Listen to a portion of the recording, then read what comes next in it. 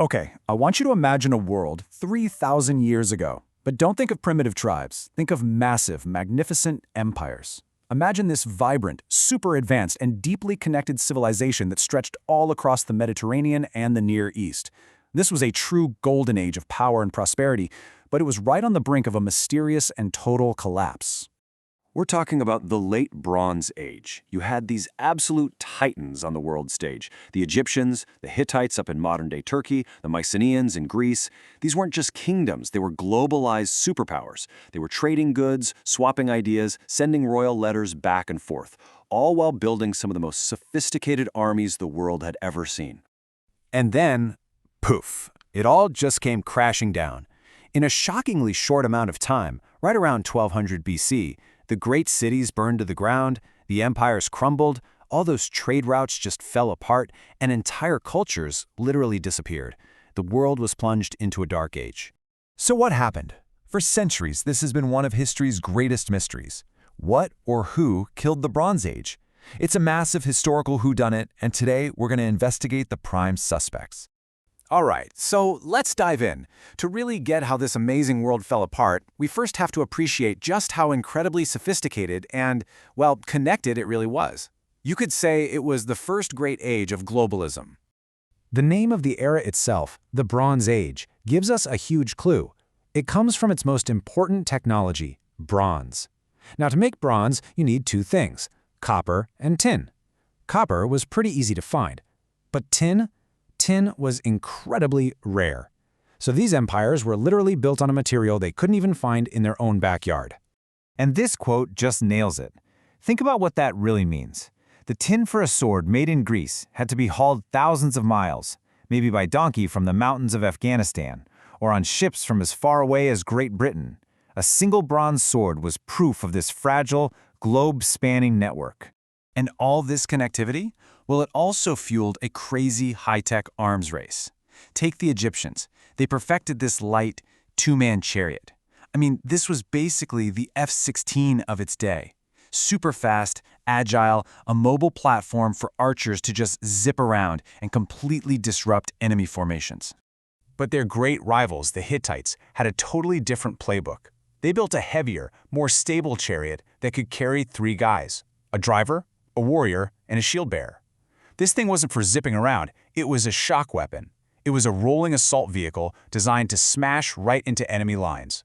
2 superpowers, 2 completely different ways of waging war.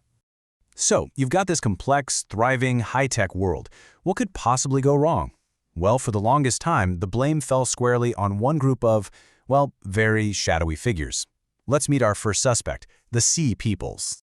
If you look at ancient Egyptian temples, you'll see these incredible carvings of desperate battles against a mysterious coalition of invaders who came from the sea. The Egyptians called them the Sea Peoples, and it seemed like they just appeared out of thin air, leaving a trail of pure destruction behind them. And for a long, long time, this was the story everyone went with. It was simple, it was compelling.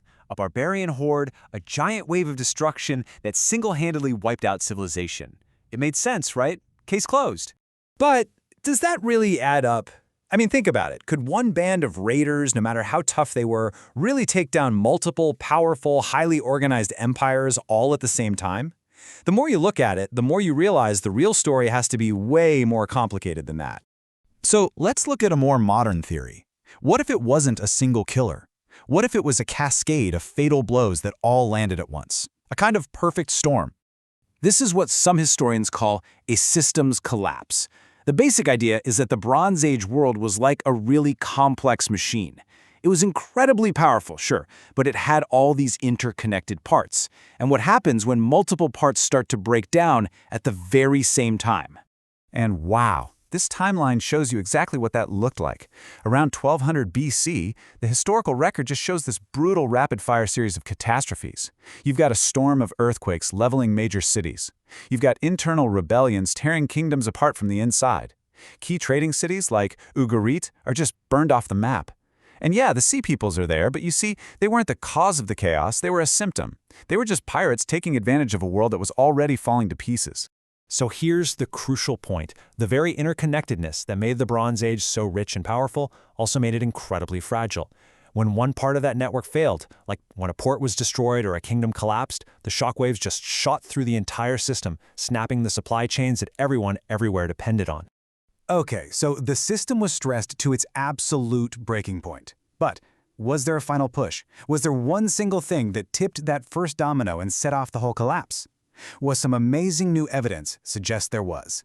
And the biggest clue comes from an amazing source, ancient trees, that were preserved inside a burial mound in Turkey.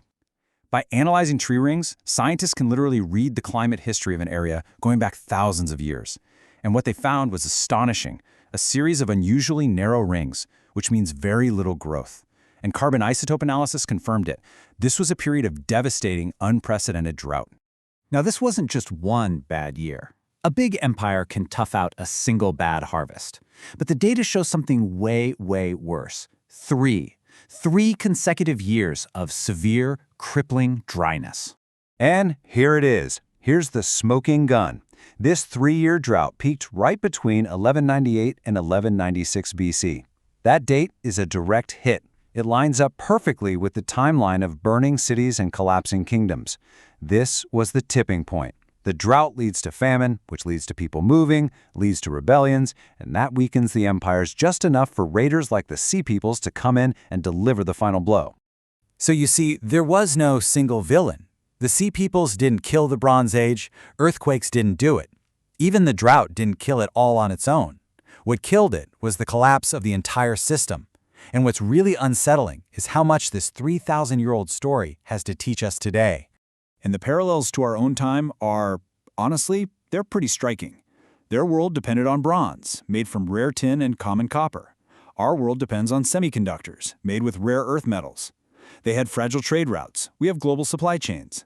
The technology is different, but that fundamental dependency on a complex, interconnected system, it's exactly the same. And that's really the ultimate lesson here. Complexity and interconnectedness, they create incredible prosperity and efficiency, but they also create a profound fragility. When a crisis hits a globalized system, the failure doesn't just stay in one place. It cascades. It breaks things everywhere, all at once.